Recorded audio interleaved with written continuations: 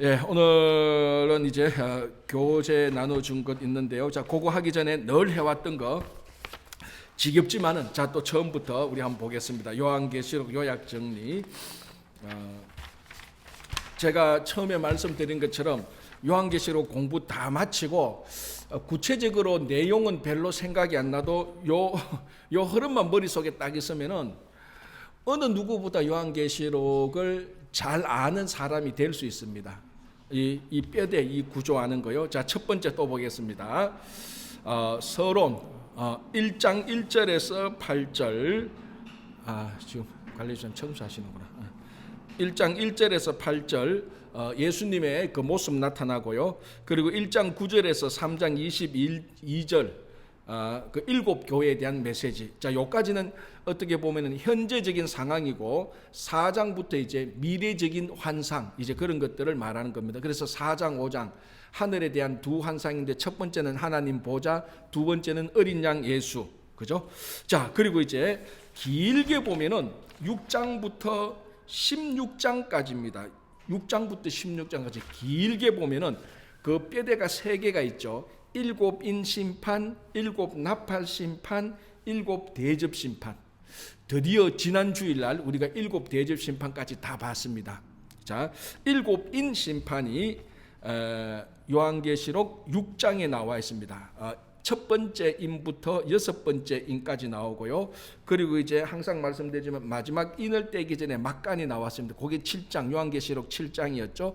요때가 14만 4천 명이 나오고요. 그리고 이제 일곱 번째 인을 뗍니다. 그게 요한계시록 8장에 나오죠. 일곱 번째 인을 떼면서 요게 자동적으로 일곱 나팔 심판으로 연결되어졌습니다. 그죠? 그래서 8장 6절부터 첫 번째부터 네 번째 나팔 심판이 연달아 나오고 그 다음에는 다섯 번째, 여섯 번째 또 나팔 심판이 또 나옵니다. 자, 그리고 이제 일곱 번째 나팔이 불려지기 전에 또 막간이 나왔습니다. 거기 요한계시록 10장 요한계시록 10장하고 11장 1절에서 14절까지 크게 보면 두 가지 내용이 있었습니다. 그죠? 말씀, 하나님의 그 두루마리 말씀. 두 번째는 성전 청량하는 거하고 두 정인 나오는 거. 이제 그게 막간이 나왔고, 그리고 요 막간이 지나고 난 다음에 일곱 번째 나팔이 이제 불려졌습니다. 그죠? 자, 그리고 이제 일곱 번째 나팔이 불려졌으니까 일곱 번째 대접 심판으로 들어가야 됩니다. 그런데 일곱 번째 대접 심판이 들어가기 전에 긴 막간이 있었습니다. 그게 12장, 13장, 14장. 자, 여기에 굉장히 중요한 내용들이 나왔습니다. 12장, 13장에는 붉은 용이 나왔고 13장에서는 바다에서 나온 짐승과 땅에서 나온 짐승, 그러니까 바다 짐승, 땅 짐승이라고 말을 하겠습니다. 용과 바다 짐승, 땅 짐승이 나왔습니다. 용은 사탄 그 본체입니다. 그러니까 딱 유일하게 있는 사탄 그 본체고, 바다에서 나온 짐승, 바다 짐승은 로마 제국이나 로마 황제 로 우리가 봤고요. 그리고 땅에서 나온 짐승은 그 밑에 수하들, 뭐 고관들, 장군들, 그리고 로마 황제를 숭배하는데 도와주는 뭐 제사장들, 종교 지도자들, 이런 세력들을 봤습니다. 그게 12장, 13장에서 나왔는데 요 모습이 악의 삼위일체의 모습하고 유사하다 그랬습니다. 성부, 성자, 성령이 있는 것처럼 붉은 용이 있고 바다 짐승이 있고 땅에서 나온 짐승이 있고 요런 좀 유사한 그런 모습들을 우리가 봤고요. 자, 그래서 이제 이 악의 삼위일체된 이런 세력들과 싸워서 이길 자가 누가 있느냐? 그게 이제 14만 4천 명. 또 한 번 더 14장이라고 해서 14만 4천 명이라고 했습니다. 14만 4천 명이 또 요한계시록 14장에서 나타나고, 그리고 난 다음에 곡식 추수, 포도 추수 하는 내용들을 우리가 살펴봤습니다. 자, 그리고 이제 일곱 대접을 떼야 되는데 또 여기서 약간 우리가 뜸을 들이는 것을 보았습니다. 그죠? 그래서 이게 15장에서 16장까지 여기 또 약간 또 삽입이 나오고 찬양이 나오는 또 이런 것들을 보고, 이제 그리고 16장 1절까지 완벽하게 이제 그게 뭡니까? 그 대접 심판이 준비되었고 16장 2절부터 7번째인까지 계속해서 연속해서 인이 아니고 미안합니다. 대접 심판이 이렇게 해서 계속해서 이어졌습니다. 그래서 우리가 지난주에 16장 끝까지 7대접 심판까지 드디어 다 봤습니다. 그러니까 요한계시록의 큰 뼈대를 본 겁니다. 7인, 7나팔, 7대접. 자, 사실 이 나팔 대접은 사실은 이 패턴이 좀 유사한데 갈수록 정도와 넓이와 깊이가 강도가 더 세졌습니다. 그러니까 7대접 심판에는 전 인류를 대상으로 한 겁니다. 전 인류를. 그러니까 대접을 붙는데 어느 한 지역, 한 국가만 대접을 붙는 것이 아니고 전 인류에게 대접을 다 붙습니다. 이게 요즘 오늘날 하는 말이 무슨 말이죠? 이게 팬데믹입니다. 팬데믹. 그러니까 7대접의 나팔 대접인데 나팔 심판까지는 팬데믹이 아니에요.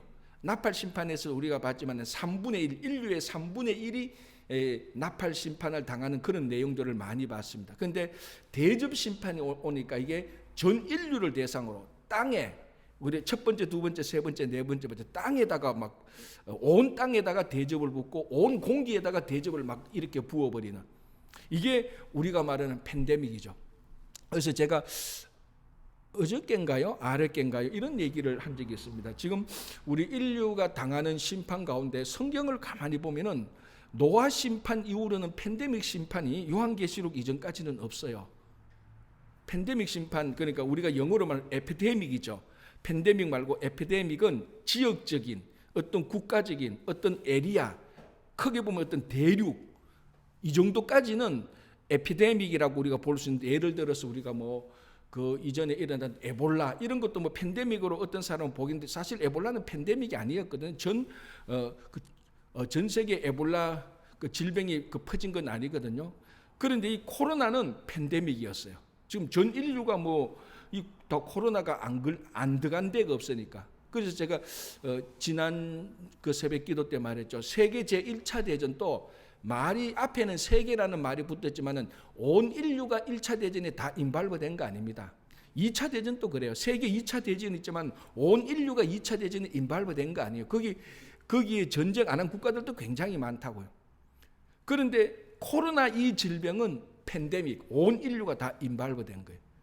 그러니까 우리가 구원사적으로, 이 구속사적으로 역사를 볼 때에 이 코로나는 팬데믹이라는 입장에서 굉장히 중요한 하나님께서 역사를 다루는 손길을 우리가 보게 되는 것입니다. 성경에 노아 홍수만 팬데믹이었죠. 팬데믹 온 인류만. 그 이후로는 바벨론 그 이제니까 노아 홍수, 그러니까 소돔과 고모라도 소돔 고모라였고, 바벨론도 바벨론 심판이었고, 아수르도 아수르 심판이었고, 전부 다 그 어떤 국가적인 심판이었지만 팬데믹은 아니었습니다. 바로 오늘날이, 그러니까 굳이 우리가 이렇게 볼 수 있겠죠. 이건 이제 저의 생각입니다. 상석 생각이에요. 여러분들 안 따라도 괜찮아요. 그러니까 지금 우리가 이제 7인, 7나팔, 7대접 심판을 우리가 지난주까지 다 봤습니다. 자, 이제 우리가 대접 심판은 팬데믹 심판이었어. 여기 앞에 두 심판하고 가장 중요한 큰 차이였다고 우리가 볼 수 있습니다. 오늘날 우리가 팬데믹 상황에서. 그러면 지금 우리의 상황이 7인, 7나팔 심판의 상황이 아니고 7대접의 심판적인 상황과 우리가 매칭돼가 있다고. 우리 팬데믹을 당했으니까. 그래서 요한계시록을 볼 때 우리가 그러면은 이 7대접 심판점에 인류가 그 정도 와가 있다라고 우리가 볼 수도 있지 않겠느냐는 제 개인적인 생각이었습니다. 자, 그리고 이제 17장 18절에는 바벨론 심판이 나옵니다. 이거는 이제 7인 나팔 대접 외에 바벨론 심판을 딱 지적해서 심판을 하는 거거든요. 자, 성경에 말하는 바벨론은 로마 제국을 의미한다라고 말했습니다. 여기서는 의심할 여지가 없습니다. 그죠? 자, 그래서 오늘은 요한계시록 17장에 나타나는, 그리고 18장 다는 못 보겠지만은 보는 데까지 한번 보겠는데 17장부터 우리 바벨론 심판의 내용들을 한번 보겠습니다. 이 바벨론은 이제 로마 제국이지만은 더 크게 말하면은 전 세상성을 상징하는 국가입니다. 세상성을 상징하는. 우리가 흔히 말하는 하나님의 나라와 세상 이렇게 말할 때 세상을 상징하는 가장 대표적인 국가가 로마고, 그러니까 요한계시록 때는 그 로마를 대놔 놓고 어떤 로마를 저항하는 어떤 문서를 기록하기에는 좀 어려움이 있으니까 누가 봐도 로마인 바벨론을 이제 얘기를 하는 거죠. 그래서 오늘 17장 우리가 요한계시록 일단 17장을 한번 보면서 교제하고 우리 같이 말씀을 좀 보도록 하겠습니다. 자, 제가 제목은 바벨론 환상 17장 18장 바벨론 심판으로 들어감인데, 이 바벨론 심판으로 들어간 것은 로마 제국을 심판함으로 말미암아 온 세상을 심판하는 그런 의미가 있는 것입니다. 자, 17장에는 무슨 내용이 나오는가 하면은 붉은 빛이 나는 짐승을 탄 음녀가 나옵니다. 자, 이제 이 음녀가 이제 바로 바벨론하고 같은 의미가 되어지는 것이죠. 자, 이제 그것을 먼저 교재 1번 물 위에 앉은 큰 음녀가 받을 심판이라고 제가 적어 놓고요. 자, 요한계시록 17장 1절을 보겠습니다. 이렇게 되어 있습니다. 또 7 대접을 가진 7 천사 중 하나가 와서, 자, 이제 7 대접의 심판을 내린 그 천사 중에 하나가, 몇 번째 천사는 모르겠지만 그 천사 하나가 와서 내게 말하여, 사도 요한에게 말하여 이리로 이르되 이리로 오라. 자, 오라. 또 이제 그 환상을 보여주는 것이죠. 많은 물 위에 앉은 큰 음녀. 이건 큰 음녀가 있는데 여기서 말하는 음녀는 전형적인 창기라고 보면 됩니다. 큰 음녀가 많은 물 위에 앉아 있습니다. 자, 그러니까 여러분 요한계시록을 굉장히 여러분들이 리얼하게, 그리고 요한계시록을 요한계시록답게 읽는 방법 중에 하나는 여러분들의 상상력을 발휘하는 겁니다. 근데 진짜 성경이 창세기부터 요한계시록 66권이 있는데요. 성경 66권 가운데 가장 우리가 말하는 드라마틱한 요소가 제일 많은 책이 요한계시록이에요. 이 4장부터 전 모두가 다 드라마예요. 다 드라마.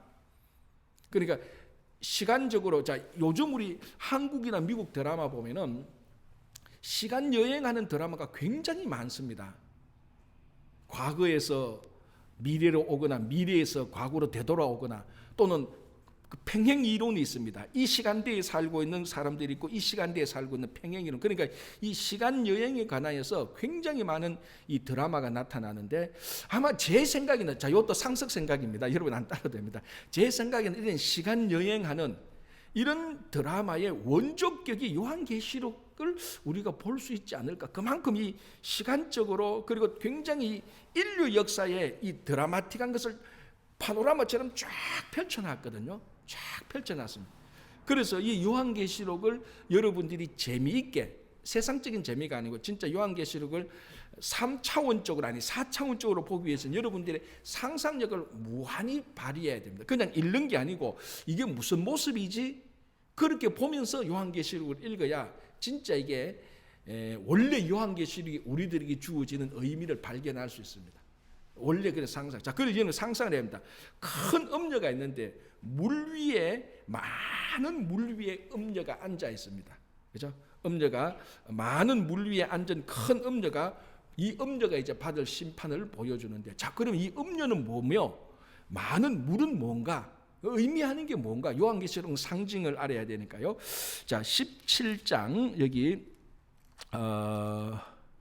15절을 보시기 바랍니다. 이 물이, 많은 물이 뭔가를 요한계시록 그 본문 자체가 말해주고 있습니다.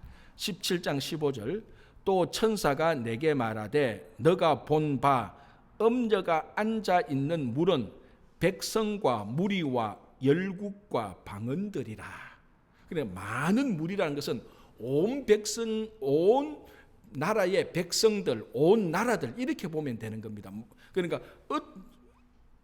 모든 언어를 사용하는 모든 사람들, 그러니까 이 음녀가 지금 전 세계를 장악하고 있는 겁니다. 그러니까 온 백성과 나라 위에 딱 앉아 있으니까, 많은 물 위에 앉아 있으니까 온 천지를 지금 이 음녀가 다 장악하고 있는, 그게 이 음녀가 바벨론이고 로마이거든요. 그 당시는 세상 사람들, 그 당시 사람들은 로마가 온 세계를 다스린다고 생각했었으니까, 실제로 그만한 파워가 있었으니까, 그죠?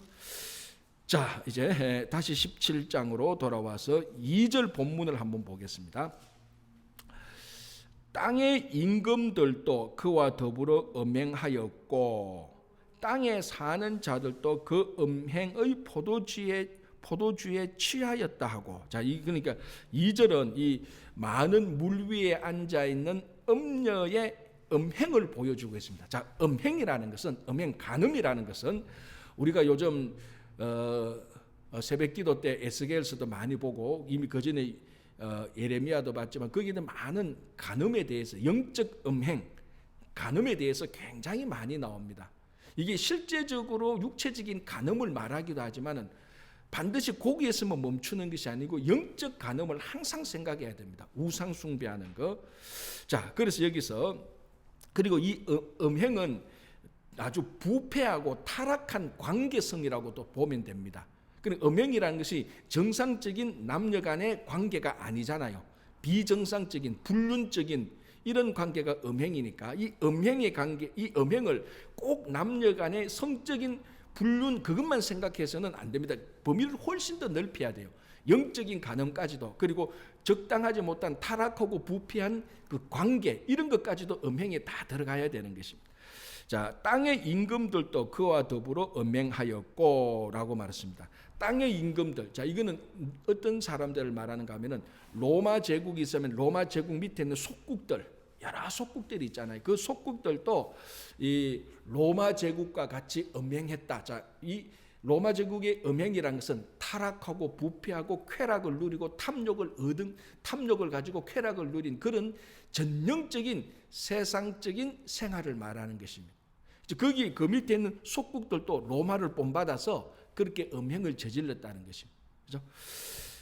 자, 땅의 임금들도 그와 더불어 음행하였고 땅에 사는 자들도 그 음행의 포도주에 취하였다 하고. 자, 이거는 같은 말이 되는 거죠. 자, 요거 17장, 18장이 원래 사실은 이 바벨론의 멸망이 이미 요한계시록 14장에서 한번 잠시 나왔던 것인데요. 자, 14장 8절을 한번 보시기 바랍니다. 요한계시록 14장 8절. 자, 14장 8절에서 구원받은 14만 4천 명이 나왔고, 우리가 또 약간 막간으로 새 천사가 전하는 말을 봤습니다. 기억이 잘 날지 모르겠지만 이때 새 천사가 말할 때에 두 번째 천사가 이렇게 말합니다. 자, 요 새 천사는 14장 6절에 한 천사가 말하고 14장 8절에 또 한 천사가 말하고 14장 9절에 또 다른 천사가 말하는데 두 번째 천사가 이렇게 말했습니다. 14장 8절 또 다른 천사 곧 둘째가 그 뒤를 따라 말하되 무너졌도다 큰 성 바벨론이여 모든 나라에게 그의 음행으로 말미암아 진노의 포도주를 먹이던 자로다 하더라. 이미 그러니까 이 바벨론이 무너질 것을 14장에서 이미 바벨론이 무너지고 14만 4천 명 구원받은 사람이 바벨론을 이길 것에 대한 메시지가, 우리 소설로 말하면 복선이죠. 복선. 그 복선의 메시지가 한번 먼저 탁 주어졌습니다. 이제 그게 사실은 17장에서 이 드라마, 요한계시록 드라마에서 본격적으로 보여주는 것이죠. 우리 드라마 보면은 이 대화사에 누가 한마디 툭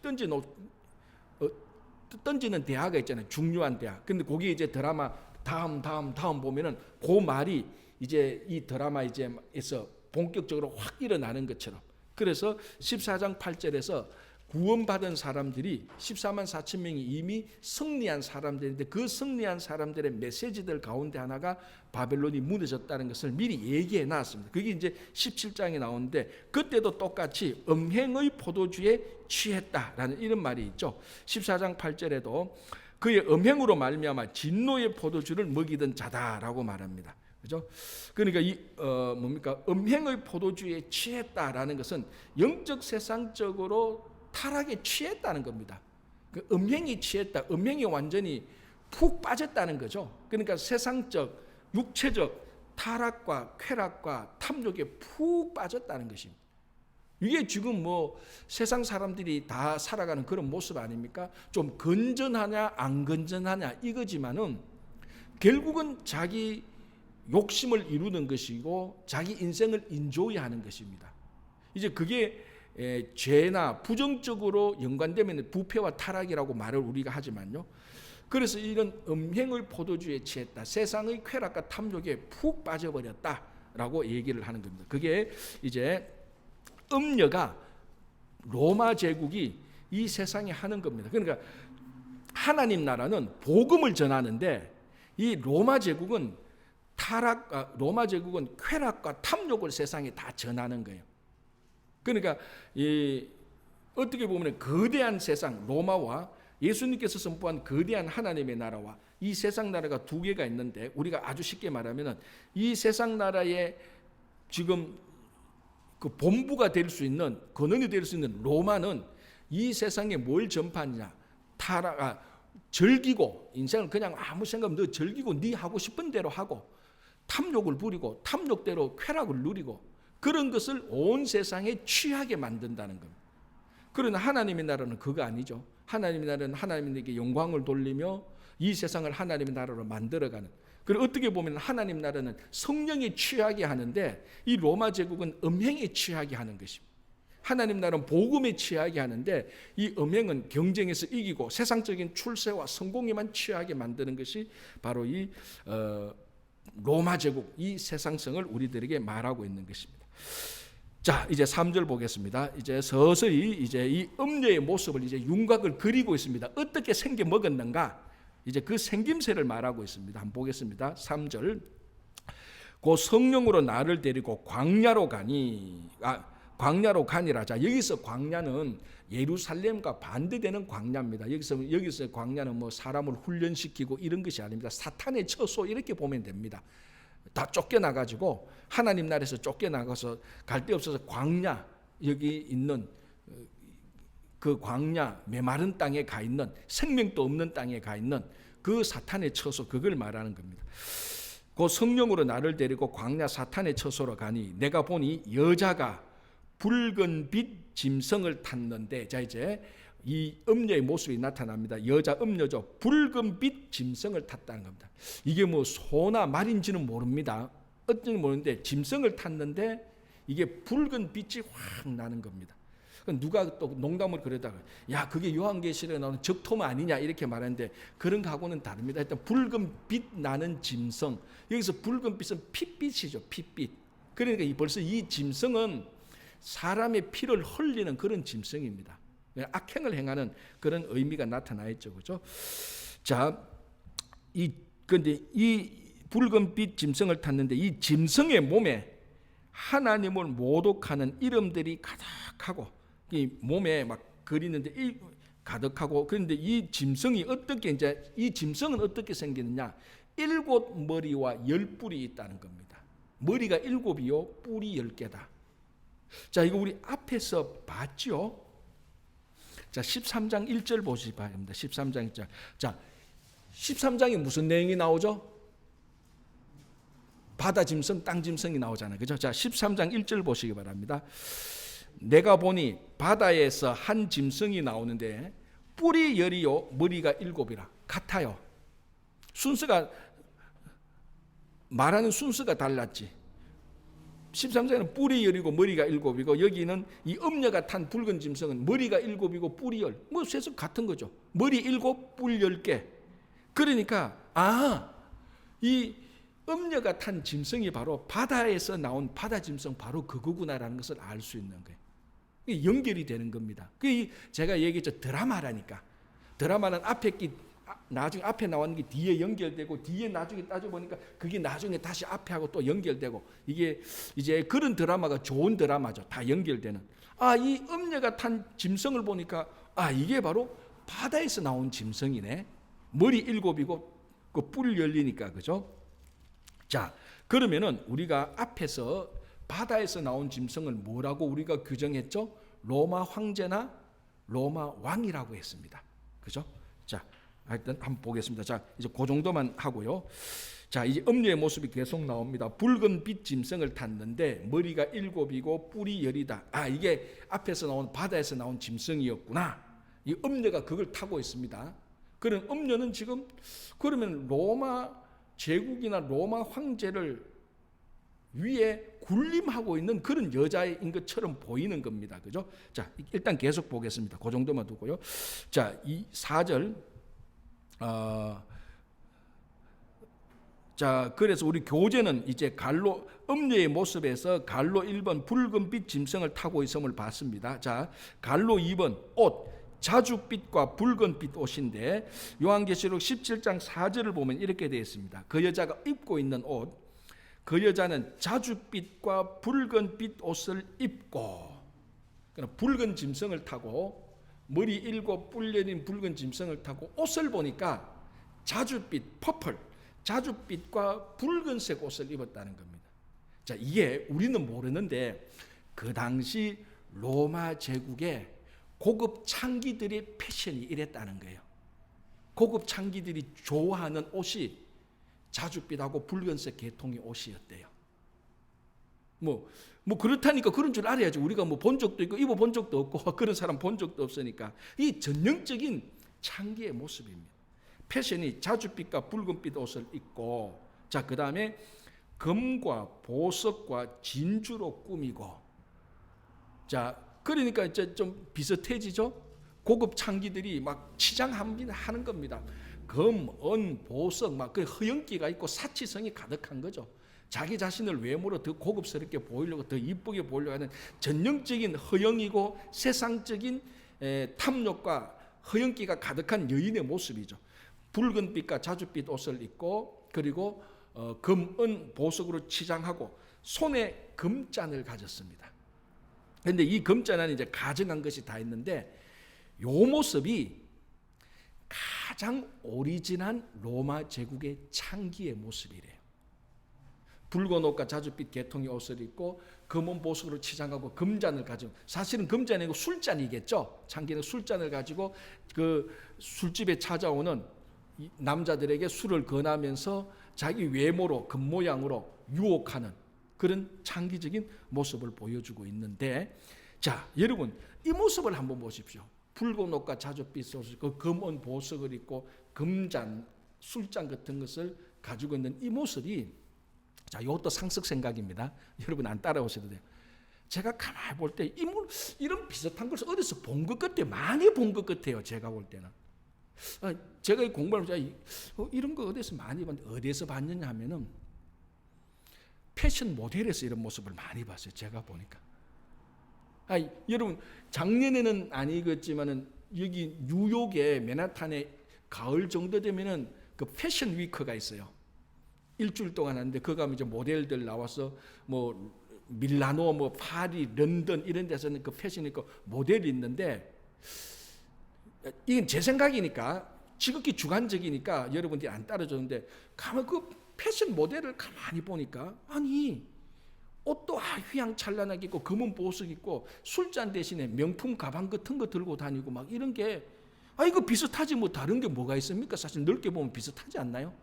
근데 그걸 지금, 그러니까 이런 로마의 원조 창기의 모습이 현재 우리 21세기에는 사람들이 다 따라가는, 사람들이 부러워하는 아주 잘 나가는 인기 있는 패션 모델의 그런 여자들하고 제가 보니까 맥락이 같아요.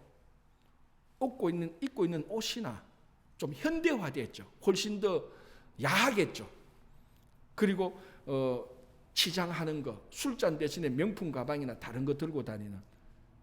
그러니까 이게 17장에서 음녀의 패션이 요즘 21세기 뉴욕이나 밀라노나 파리나 런던에서 잘 나가는 패션 모델의 그 패턴하고 제가 볼 때는 비슷한 것 같아요. 그러니까 무슨 말을 하고 싶은가 하면, 이미 우리들의 생각에 21세기를 살고 있는 우리들의 생각에 이 2000년 전의 로마의 원조 창기의 모습이 이제는 더 이상 우리한테는 그걸 타락하고 부패했고 끓이는 그런 창기의 모습이 아니고, 우리 삶 속에 자연스럽게 들어와서 젊은 아이들이 그렇게 옷을 입고 싶어하고 그렇게 삶을 살고 싶어하는 모델이 되어버렸다는 겁니다. 그러니까 여러분, 이게 우리가 볼 때는 이상한 얘기지만은 이게 2000년이 지나고서 오늘날 보니까 자연스럽게 우리 삶에 들어와 버리는 거예요. 그게 지금 음녀의 모습. 그러니까 어떻게 보면은 패션 이런 것만 보면은 음녀의 후예들이 너무너무 많은 거예요. 너무너무 많은 거예요. 요즘. 그렇죠? 자, 계속해서 보겠습니다. 이 사람, 그러니까 이게 그 당시 전형적인 창기의 모습이었다. 그러니까 음녀죠, 모습을 보고요. 자, 교재에는 갈로 3번에 이마에 기록된 것이라고 말했는데, 그의 이마에, 자, 요한계시록 17장 5장에는 그의 이마에 이름이 기록되었다. 자, 이 여자의 이마에 기록되어 있는데 뭐라 그러는가, 비밀인데, 참 웃기는 게 그의 이름이 기록되었으니 비밀이라 그래놓고 바로 얘기하고 있어요. 큰 바벨론이라. 근데 이 바벨론이라는 게 이게 비밀이라는 겁니다. 이게 뭔지 알지? 비밀이야. 로마를 말하는 거예요. 큰 바벨론이라. 근데 이게 뭐하고 같은 건 땅의 음녀들과 가증한 것들의 의미다. 그러니까 이 음녀가 바벨론인데, 바벨론은 뭐냐? 땅의 음녀들과 가증한 것들의 의미다, 원조라는 겁니다.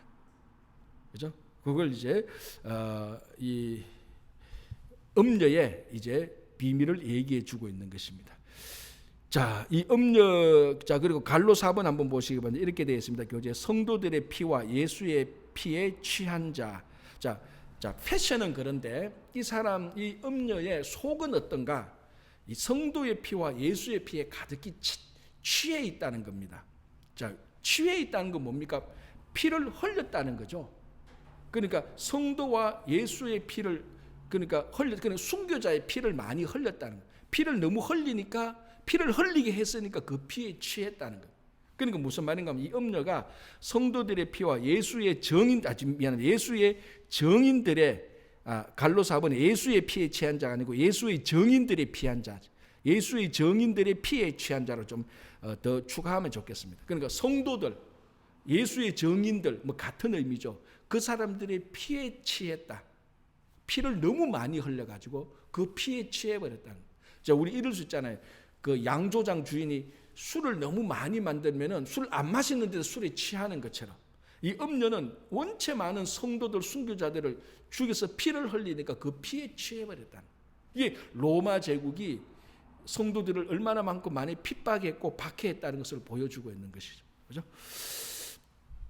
자, 이제 7절부터는 이 음녀에 대한 해석을 해주고 있는데, 천사가 해석을 해주고 있습니다. 그런데 이제 거기 7절부터 18절까지인데요. 끝까지인데 가만히 보면은 음녀에 대한 해석이라기보다는 음녀가 타고 있는 짐승에 대한 해석을 먼저 해주고 있습니다. 가만히 보면요. 자, 한번 보겠습니다. 요한계시록 17장 7절을 볼게요. 천사가 이르되 왜 놀랍게 여기느냐? 내가 여자와 그가 탄 7 머리와 10뿔 가진 짐승의 비밀을 너에게 이르리라. 자, 음녀와 짐승에 대한 비밀을 이제 알려주는데, 주로 짐승에 대해서 많이 해석을 해주고 있습니다. 자, 교재 4번 음녀에 대한 천사의 해석 갈로 1번, 이 짐승은 13장의 바다에서 나온 짐승이다. 아까 제가 이미 얘기했죠. 보겠습니다. 7절, 요한계시록 17장 7절, 천사가 이르되 왜 놀랍게 여기느냐? 내가 여자와 그가 탄 7 머리와 10뿔 가진 짐승의 비밀을 내게 이르리라. 자, 7 머리 10뿔, 아까 바다에서 나온 짐승에서 이미 봤고요. 자, 요 짐승이 뭐라고 말하는가 하면은 8절에 너가 본 짐승은 전에 있었다가 지금은 없으나 장차 무저갱으로부터 올라와 멸망으로 들어갈 자니. 자, 요게 또 8장 끝부분에 이렇게 되어 있습니다. 이전에 있었다가 지금은 없으나 장차 나올 짐승을 보고 놀랍게 여기리라. 자, 그래 한마디로 전에는 있었다가 지금은 없다가 나중에 장차 다시 올 것이다라는 겁니다. 자, 요게 묘하게 뭘 지금 흉내내는가 하면은 예수님의 재림을 흉내내는 거예요. 어떻게 보면 큰 신학적인 맥락으로 보면 예수님은 그전부터 계셨습니다. 영원부터 계셨다가 이 세상에 오셨습니다. 오셨다가 이 세상에서 사라졌었어요. 그런데 지금은 없는 거예요. 나중에 다시 오는 거예요. 예수님의 재림을 요 음녀가 비슷하게 흉내낸 거예요. 제가 앞에서 볼 때 아까 악의 삼위일체 이런 것들도 봤고, 이런 것들을 보면서 뭔가 모르게 이 악이, 사탄이, 이런 세력들이 하나님을, 예수님을 자꾸 흉내내서 속이려고 하는 그런 것들을 우리가 봤다 그랬습니다. 만약에 시간이 되면은 요것만 쭉 모아서 다시 한번 공부해보는 것도 참 재미가 있어요. 이제 그런 건 요한계시록을 이제 주제별로 공부하는 건데, 하여튼 그런 흔적들이 있었습니다. 요것도 보니까 요 음녀가 뭘 흉내내는가 하면은 예수님의 초림, 예수님의 영원성, 초림했다가 이 땅에서 없고 재림하시는 그 모습을 비슷하게 흉내내는. 그러니까 성도들이 좀 헷갈리게 하는 거예요. 원래 사이비가 뭡니까? 유사한 거잖아요. 사이비 비슷한 거. 그래서 이단에 넘어가거나 사이비에 속거나 그런 것들의 포맷이 바로 이런 데서도 나타나는 겁니다. 그죠? 자, 이제 이겁니다. 9절, 10절, 11절. 요게 이제 또 요한계시록에서 아주 재미있는 그러나 난제 중에 난제인 게 하나 나오는데요. 한번 보겠습니다. 요한계시록 본문을 먼저 읽어볼게요. 요한계시록 17장 9절. 지혜 있는 뜻이 여기 있으니 일곱 머리는 여자가 앉은 일곱 산이요. 자, 지금 이제 일곱 머리 열뿔 달린 짐승을 천사가 해석해요. 근데 천사가 해석하는 걸 보니까 더 헷갈려 사실은. 한번 보겠습니다. 그런데 그 당시 사람들은 알아들었을 거예요. 2000년이 지난 우리가 보니까 아직까지 잘 분별이 안 되는데 9절 지혜 있는 뜻이 여기 있으니 그 일곱 머리는 일곱 여자가 앉은 일곱 산이요. 10절 또 일곱 왕이라. 그러니까 일곱 머리하고 뭐가 같습니까? 일곱 머리가 일곱 산하고 같고 일곱 왕하고 같습니다. 그러니까 일곱 머리는 결국 로마의 일곱 왕을 말하는 겁니다. 그 로마의 왕은 황제니까 일곱 머리가 로마의 황제를 의미하는 상징하는 겁니다. 그죠? 자, 보겠습니다. 일단 읽어볼게요. 10절 또 일곱 왕이라 다섯은 망하였고 하나는 있고 다른 하나는 아직 이르지 아니하였으나 이르면 반드시 잠시 동안 머무르니라. 전에 있었다가 지금 없어진 짐승은 여덟째 왕이니 일곱 중에 속한 자라. 그가 멸망으로 들어가리라. 자, 이게 오늘날 우리가 어떻게 알아듣겠어요? 그래서 제가 이 천사가 이런 해석 안 했으면 해석하니까 더 헷갈려. 근데 그 당시 사람들은 이걸 보고 많이 알아들었을 거라고. 자, 그런데 아직 정확히 이 일곱 머리에 다섯은 이미 사라졌고 지금은 있다가 없어지고 하는 것을 정확히 해석을 할 수 있는 사람은 아직은 사실은 없는데 그러나 가장 주석가들이 연구자들이 이것이 맞지 않겠나라고 가장 많이 선호하는 해석을 제가 오늘 하나를 소개를 하려고 합니다. 자, 다시 보겠습니다. 그래서 교재 4번에 갈로 2번 일곱 머리는 일곱 여자가 앉은 일곱 산이요 또 일곱 왕이라 그랬습니다. 그러니까 일곱 머리가 일곱 왕이라 그러는데 이 일곱 왕은 로마의 왕입니다. 뭘 근거로 로마라고 말을 하는가 하면은 일곱 산이라 그랬잖아요. 정확히 말하면 일곱 언덕입니다. 고대 로마는 일곱 언덕으로 이루어졌습니다. 그것은 로마사 이야기를 보거나 로마를 보면은 로마가 다 일곱 언덕, 큰 일곱 언덕이 있어요, 로마에. 그래서 누구든지 일곱 언덕, 일곱 산 그러면 그거는 이 당시 사람들은 다 로마라고 지칭을 했어요. 다 로마라고 지칭을 한 거예요. 그죠? 그래서 일곱 머리는 일곱 여자가 앉은 일곱 산이요라고 말해서는 이 일곱 머리는 로마의 황제들을 의미하는 거라고 보면은 또는 로마 제국을 의미하는 것이라고 볼 수 있습니다. 자, 이제 하나하나 풀어보겠습니다. 우리가 로마 왕이라고 봅시다. 로마 황제라고 봅시다. 10절 또 일곱 황제라 다섯은 망하였고 하나는 있고 다른 하나는 아직 이르지 아니하였고 나오는데, 자, 이제 그래서 제가 여러분 오늘 교재 프린터에 로마 황제를 쭉 한번 정리를 해봤습니다. 자, 첫 번째 황제가 이 줄리어스 시저가 나오는데 이 줄리어스 시저는 실제적으로는 황제였습니다. 그러나 로마의 공식적으로 황제는 아니었어요. 로마에서 가장 위대한 인물, 이제 사람마다 다르지만은 우리가 한 10년 전인가요? 10년 전에 그 일본 사람이 있었다. 그 저자들 그 로마사 이야기에 보면은 로마를 오랫동안 연구한 사람을 보면은 가장 뛰어난 천재가 줄리어스 시저라고 말을 합니다. 그리고 그 줄리어스 시저 다음에 황제가 나오는데 아우구스투스. 이게 이제 우리 달력의 오거스터의 바로 그 아우구스투스, 바로 이 사람 이름이죠. 이 아우구스투스는 줄리어스 시저만큼 천재는 아닌데 부단히 노력하고 전략을 짜고 해서 굉장히 위대한 황제가 되는데, 공식적으로 황제의 호칭을 받은 사람은 아우구스투스로부터 시작을 합니다. 그래서 제가 아우구스투스의 1번이라고 붙여놓은 겁니다. 그죠? 자, 그럼 두 번째 황제는 누구냐? 그 다음에 황제가 티베리우스, 세 번째 황제가 가이우스, 네 번째 황제가 클라우디우스, 다섯 번째 황제가 그 유명한 네로가 나오는 겁니다. 자, 그리고 그 다음에 갈바 오토 비테리우스라는 황제가 나오는데, 이 사람은 갈바 오토, 이 사람은 황제 한때가 1년 아니면 1년 반 정도, 그러니까 어떤 자기가 황제로 있으면서 황제의 권력이나 권세를 누리거나 황제 시스템을 자기가 있으면서 자기 중심으로 황제의 어떤 국가 체제를 이루지 못한 왕입니다. 그래서 초대 교회 역사가들 수에토니우스나 유세비스나 이런 사람들은 이 세 사람을 황제로 인정을 안 해요.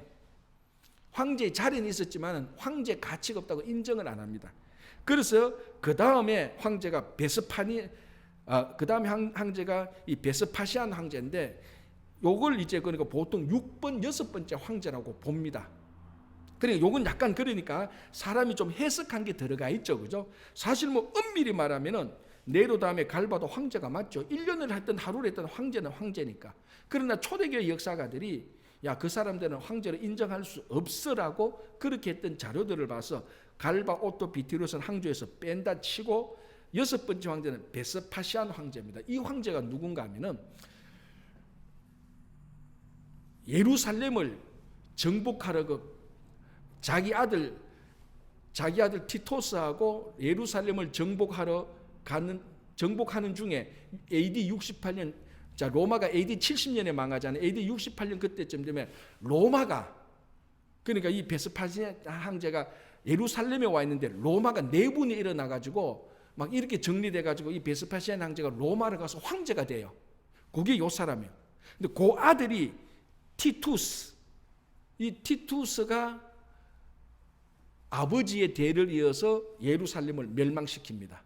그래서 AD 70년에 실제적으로 예루살렘을 멸망시킨 사람은 여기 나와 있는 티투스 황제. 그리고 예루살렘을 멸망시키고 로마로 돌아가서 아버지 뒤를 이어서 황제가 됩니다. 요게 이제 7번째 황제라고 우리가 보는 겁니다. 실제적으로는. 그리고 8번째 황제는 그 도미티안, 그리고 9번째 황제는 네르반데, 자, 이제 요걸 가지고 이제 우리가 한번, 자, 요런 황제, 그러니까 줄리어스 시저는 황제 아닙니다. 실제적인 황제였지만 황제 명칭이 없어요. 그리고 아까 네로 밑에 3명의 황제는 빼는 겁니다. 그러면 지금 황제가 1번부터 9번까지 제가 번호가 매긴 사람들만 황제예요. 로마 왕입니다. 자, 다시 한번 보겠습니다. 본문 10절, 또 7왕이라 5은 망하였고, 자, 그럼 5은 누구예요? 1, 2, 3, 4, 5 아우구스투스, 티베리우스, 가이우스, 클라디우스, 네로는 다 망하고 지금 없는 거예요. 망했고, 그죠? 망했고, 하나는 있고 돼 있죠. 하나는 있고, 이 하나는 누굽니까? 5은 망했고 그 다음에 하나 있는 게 누굽니까? 6번째 황제, 베스파시안 황제입니다. 그죠? 그럼 현재, 그러니까 요 본문을 말할 때 살아있는 황제는 베스파시안 황제입니다. 그죠? 자, 그리고 그 다음에 뭐라고 합니까? 아직 이르지 아니하였으나 이르면 반드시 잠시 동안 머무르니라. 아직 이르지 아니한 왕은 누굽니까? 그러면 요 베스파시안 황제 다음에 그 다음에 아들 티투스, 7번째 황제죠, 그죠? 자, 그리고 잠시 머문다. 근데 티투스가 몇 년 동안 왕을 합니까? 한번 보십시오. 7번에 2년 왕 노릇하죠. 잠시 동안 왕 노릇해요. 황제 노릇을 해요. 아니 79년 6월에서 81년 9월이니까 80년 9월, 81년 9월이니까 2년 3개월 정도죠, 그죠? 잠시 동안 왕 노릇해요. 그러니까 여기서 10절에 보니까 아직 이르지 아니하였으나, 그러니까 지금 베스파시안 황제가 있고 그 아들이 티투스가 아직 이르지 아니해서 아직 황제가 되지 않는데, 황제가 되면은 잠시 동안 황제를 할 것이라는 겁니다. 그 2년 한 3개월 정도 할 것이라는 겁니다. 자, 11절에 전에 있었다가 지금 없어진 짐승은 8번째 왕이니 라고. 자, 8번째 왕이 누굽니까? 도미티안 황제, 도미티아누스인데 그 앞에 뭐라고 되면 전에 있었다가 지금 없어진 짐승이라고 말을 하고 있습니다. 전에 있었다가 지금 없어진 짐승이 8번째 왕이다. 그러니까 이 도미티안 황제를 전에 있었다가 지금 없어진 황제래요. 자, 이게 무슨가 하면은, 그런데 요 황제가 7 중에 속했던 사람이라. 요게 이제 아리까리한 게. 그럼 이 진짜 수수께끼 뭐냐? 자, 8번째 도미티아누스 황제를, 그래서 제가 전번에도 말한 것처럼 우리 이 로마 요한계시록 볼 때 그 당시 배경에 중요한 로마 사람들이 가지고 있었던 어떤 정치적인 왕가에 대한 아주 중요한 소문이 있었습니다. 그게 네로 황제설, 네로 환생설이라는 겁니다. 네로가 사실 자살해서 죽었는데 사람들은 네로가 자살해서 죽었는 게 아니고 멀리 도망갔다고 생각합니다. 그리고 나중에 때가 되면 네로가 다시 올 거라는 그런 흉흉한 소문들이 다 있었어요. 그래서 사람들은 어떻게 생각하는 거면 이 도미티아누스 황제가 환생한 네로 황제라고 생각을 했던 거예요. 자, 그러면 얘기가 다 되죠. 8번째 도미티아누스는 뭡니까? 자, 10절 전에 있었다가 누구? 네로라고 보셨죠. 네로가 전에 있었다가 지금 없어진 짐승이, 지금은 없어요. 나중에 오는 거예요. 그게 그러니까 도미티아누스는 8번째 왕인데 죽은 네로가 환생했기 때문에 전에 있었다가 지금은 없는데 이 사람이 7에 속한 사람이죠. 1, 2, 3, 4, 5에 5번이 있었으니까. 이렇게 해석을 하는 것이 가장 많은 사람들이 해석을 한 겁니다. 이것도 복잡하죠. 그래서 이 황제는 누구냐? 도미티아누스 황제라고 보는 겁니다. 근데 도미티아누스 황제 때에 이제 이게 제가 처음에 얘기했지만 요한계시록을 제대로 알기 위해서는 이게 어쩔 수 없이 그 당시에 로마적인 배경을 반드시 알아야 돼요. 제가 새벽에 예레미야, 에스겔 얘기할 때도 그 당시 바빌론 마지막의 배경을 반드시 알아야 되는 것처럼 이 요한계시록을 알기 위해서는 로마에 대한 배경을 약간은 반드시 알아야 돼요. 왜냐하면 요한계시록이 로마 그 배경을 해서 기록한 것이고 예레미야나 에스겔도 바빌론 후기 때 그때를 기록한 것인데 그 배경은 싹 무시하고 그냥 본문만 보니까 계속해서 딴소리하고 다른 이야기 하는 거예요. 그래서 여기서는 도미티아누스 황제라고 보는 겁니다. 그 도미티아누스 황제 때 로마를 쭉 보면은 네로가 크리스찬을 많이 박해했을까요? 도미티아누스가 많이 크리스찬을 박해했을까요? 우리가 볼 때는 네로라고 생각하는데 실제로 역사를 보면 도미티아누스입니다. 네로는 로마 제국 전체에 있는 크리스찬을 박해한 적이 없어요. 로마 제국 전체, 단지 그 로마에 있는 크리스찬만 박해했어요. 그런데 도미티아누스는 로마 제국 전체에 있는 크리스찬을 다 박해했어요. 그러니까 어떻게 보면은 팬데믹적인 개념이에요. 로마 제국 전체를 다 박해했던 황제가 도미티아누스 황제. 그리고 훨씬 더 사실은 우리는 네로에 대해서 너무 많이 알고 있어서 네로가 가장 기독교인을 많이 박해한 황제라고 생각하는데 네로는 고작 해봤자 그 로마 도시 그 안에만. 그래서 사실은 그 로마 궁전이 불탔는 것을 그 크리스찬한테 그 제명을 덮여서 사실 그 사람들을 박해했던 그건 사실이에요. 그것이 워낙 악명 높기 때문에 네로 그러면 크리스찬을 박해한 아주 나쁜 황제라고 생각하는데 도미티아누스 황제가 더 많이 박해했어요. 사실은 로마 제국 전체를 다 박해했으니까. 그래서 이 요한계시록을 볼 때 바로 이 7 왕이라고 말을 하는 7 머리에 속하는 7번째에 속하는 것은 도미티아누스 황제라고 많은 학자들, 주석가들이 이 천사가 해석하는 비밀을 그렇게 해석합니다. 그래서 이 음녀가 타고 있는 바다에서 나온 짐승 같은 7 머리 왕은 누구냐?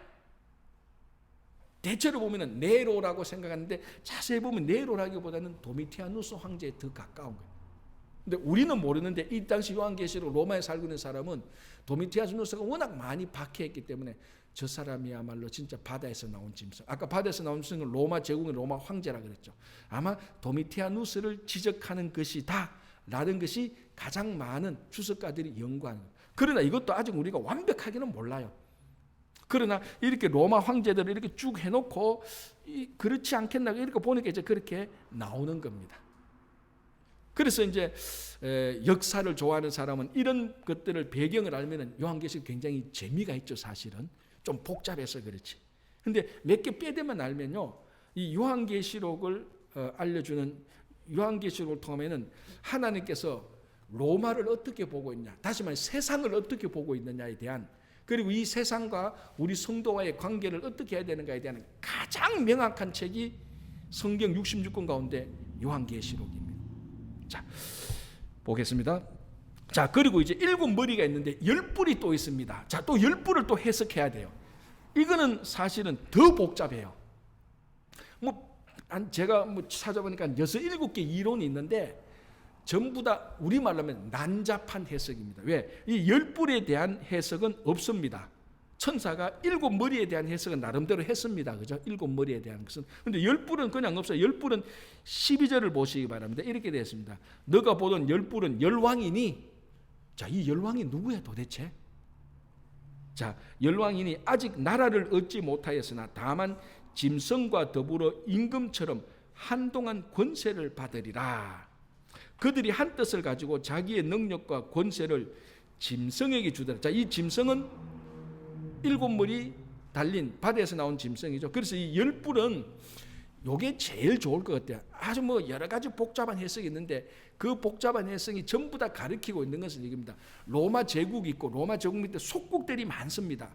그 속국들이 있는 왕들, 꼭 10명의 왕들이기보다는 10이라는 숫자를 의미를 가해서 많은 왕들, 속국의 왕들, 그렇게 보면 되는 거예요. 그러니까 7머리에 해당되는 그 짐승은 그 도미티아누스 황제고, 아니면 네로 황제라도 괜찮아요. 꼭 우리가 그걸 한 사람은 꼭 그러니까 정확히 지적을 못해도 괜찮아요. 어쨌거나 로마 황제고 그 밑에 속국에 있는 왕들. 그러니까 이게 뭐하고 같습니까? 다시 한번 뭘 해석하는 겁니까? 바다에서 나온 짐승과 땅에서 나온 짐승을 또다시 해석하는 것. 그리고 또 그 위에 탄 음료는 뭡니까? 큰 용, 붉은 용하고 다시 반복되는 비슷한 패턴입니다. 요한계시록 12장 13절에서 붉은 용과 뭡니까? 붉은 용과 그리고 바다 짐승, 땅 짐승이 요거하고 또 비슷하게 또 나타나요. 음료와 7머리와 뿔들 비슷한 패턴으로 계속 돌아가는. 그죠? 그렇게 해서 이 음녀의 비밀, 음녀가 탄 짐승의 비밀을 이렇게 해석을 하고 있는 것을 우리가 볼 수 있습니다. 자, 이제 여기 하나 약간 헷갈리는 게 하나 있는데요. 요걸 우리가 꼭 얼핏 그냥 모르는 척하고 넘어가도 되는데 그래도 한번 설명을 해봐야 될 게 있는데요. 16절을 보시기 바랍니다. 너가 본 바 이 10뿔과 짐승은 음녀를 미워하며 망하게 하고 벌거벗게 하고 그의 살을 먹고 불로 아주 살이라. 이건 또 뭐예요? 10뿔과 짐승은 음녀를 미워하며, 아니 음녀가 10뿔 달린 짐승을 타고 있었잖아요. 그런데 여기 또 10뿔과 짐승은 음녀를 미워하고 10뿔과 짐승이 또 음녀하고 또 싸워요. 또 이게 또 뭐냐? 그러니까 이게 사실 아직 우리가 요한계시록을 완전히 다 풀지 못하는 건데, 이 이단들이 나타나서 이걸 또 계속해서 자기가 맞다고 하는 식으로 푸는데, 그렇게 그러니까 그 이단들이 푸는 그런 풀이에는 귀 기울일 필요도 없고, 요거는 이제 그 당시 상황하고 가만히 보면은 이게 다시 한번 또 얘기하는 네로 환생설을 하고 비슷하게 그 시대하고 해석을 하면 됩니다. 자, 10뿔과 짐승, 요걸 이제 네로라고 본다면은, 네로가 아까 자살해서 죽었는데 사람들은 야, 자살해서 죽었느냐 고 멀리 도망가서 동방으로 도망가서 때가 되면은 동방의 군사들을 데리고 자기들을 미워했던 로마로 다시 공격하러 올 거야. 그런 소문이 있었습니다. 그게 네로 환생설이었어요. 그래서 네로가 어디로 도망갔냐? 동방으로 도망갔다. 이 동방에 있는 군사들, 파르티아, 제가 지난주에 했죠. 파르티아가 굉장히 용맹한 군사들인데 네로가 파르티아하고 몇 번 싸워서 이겼고, 파르티아 사람들은 네로를 굉장히 잘 알고 있었고, 적이지만은 내심 존중하고 있었어요. 적이지만. 그러나 이제 네로가 사람들이 어떻게 로마 사람들이 어떤 미신을, 그러니까 사실 미신과 마찬가지 어떤 미신을 믿고 있었는가 하면은 네로는 안 죽었어. 네로가 멀리 도망갔다가 때가 되면은 군사들을 이끌고 자기들을 핍박했던 그 신하들, 원로원들, 우리말로 하면 원로원들 이런 사람들을 복수하러 올 거야. 그런 소문들이 로마에 쫙 퍼져가 있습니다. 그거하고 비슷한 형태입니다. 열불과 짐승이 음녀를 대적하러 오는. 그러니까 이거 뭡니까? 어떻게 말하면 뭡니까? 집안 싸움이에요, 사실은. 집안 싸움. 로마 자기들끼리 음녀, 뿔, 짐승끼리 찢고 뽑고 싸우는 게 그게. 그 모습을 지금 우리들에게 보여주고 있습니다. 그러니까 이거는 망할 수밖에 없는 거죠. 그죠? 자, 18장 계속해서 이어지는데 한번 보겠습니다. 여기서 하나 좀 중요한 게 있었어요.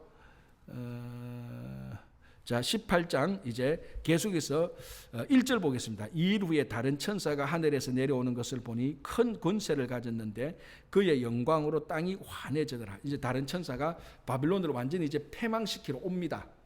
자, 이제 바벨론 음녀의 모습을 얘기했고 음녀가 탄 짐승의 모습을 얘기했고, 이거는 영락은 바벨론과 그 속국, 미안합니다, 로마 황제와 그 속국들과 막 이런 것들을 다 이제 얘기를 했습니다. 자, 이게 하나님이 직께서 이제 심판을 해야 되는 겁니다. 자, 2절 보겠습니다. 힘찬 음성으로 외쳐 이르되 무너졌도다 무너졌도다 큰 성 바벨론이여. 자, 이거 아까 요한계시록 14장 8절에서 이미 본 겁니다. 그거 똑같이 한 번 더 반복되는 거예요. 여기서 무너졌다는 말은 미래 과거형입니다. 그러니까 무너졌다는 미래에 일어날 일을 과거에서 일어난 것처럼 표현하는 거예요. 확실히 그렇게 된다는 겁니다. 무너졌도다. 사실은 바빌론 로마를 무너졌더라고 말하면 안 되죠. 로마를 무너질 것이라고 말을 해야 되죠. 로마는 무너질 것이다 해야 되는데 무너졌도다라고 단정을 짓습니다. 과거형으로. 이건 확실히 무너질 것이라는 그런 표시인데요. 자, 이제 한번 보시기 바랍니다. 큰 성 바벨론이여. 이거 로마를 말하는 거죠. 이 로마가 어떤 곳이냐. 하나님이 로마를 바라보는 관점이 나와 있습니다. 이게 굉장히 중요합니다. 큰 성 바벨론이여, 로마 제국을 말합니다. 귀신의 처소와 각종 더러운 영이 모이는 곳과 각종 더럽고 가증한 새들이 모이는 곳이 되었도다. 큰 성 바벨론, 다시 말해 로마 제국을 하나님께서 한마디로 딱 정리합니다. 귀신의 처소라고 말합니다. 더러운 영이 있는 곳이라고 말합니다. 자, 그러면은 역사적으로 많은 제국이 있었는데 역사가들의 보편적인 입장을 들어보면은 가장 위대한 제국은 로마 제국입니다. 지금까지 많은 제국이 있었죠. 자, 우리 성경만 해도 애굽, 아수르, 바벨론, 그 다음에 메데, 바사, 페르시아, 그리고 그 다음에 그리스, 로마, 또 우리 이쪽으로 오면 몽고, 중국, 엄청난 제국들이 많았습니다. 또 유럽으로 오면 대영 제국 이런 것들도 있었죠. 근대로 오면은 많은 제국들의 형태들을 보았는데 역사가들에 의하면은 모든 제국들의 가장 큰 어떤 로마 제국이라고 말을 합니다. 그래서 자, 지금의 유럽 문화, 유럽 문명, 유럽 정치 사회 시스템의 모든 뼈대는 다 로마에서 다 나온 겁니다. 로마 정치 시스템, 로마 사회 시스템, 로마 문화. 왜냐하면 그 로마 문화가 다 받아들였으니까. 그리고 건축, 법 전부 다 로마 거예요. 다 로마 거예요. 2000년 전에 상수도 하수도 시설이 다 있었으니까 로마 도로들 보십시오. 지금의 유럽을 공부하면서 로마를 공부 안 한다. 그거는 유럽을 공부할 수가 없는 겁니다. 모든 유럽의 뼈대는 로마 안에 이미 다 잉태되어 있어요. 그래서 유럽을 관광하는 사람들에게 주어지는 가이드가 이런 말을 합니다. 유럽을 여행할 때 로마를 제일 마지막에 보라 그럽니다. 왜? 로마를 딱 보고 로마를 진짜 보고 로마의 가치를 알잖아요. 그 다음에는 유럽 어디를 가도 다 시시해요. 왜? 보면 다 로마에서 나온 거거든. 그게 이제 진짜 관광할 줄 아는 사람들의 눈에는 그렇다는 겁니다.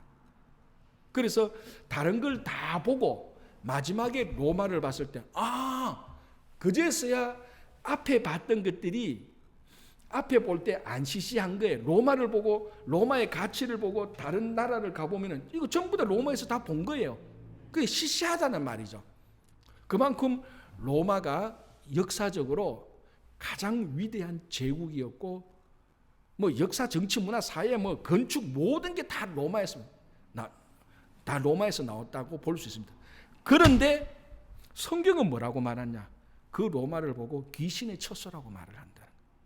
얼마나 아이러니한 거예요. 역사가들이, 세상 사람들이, 그리고 문화나 건축이나 법 이런 모든 것들은 로마의 위대함이 있는데 성경에서 하나님은 아무리 위대해도 한마디로 쳐서 날립니다. 그건 뭐라고 말하냐? 귀신의 처소와 각종 더러운 영이 모이는 곳이다.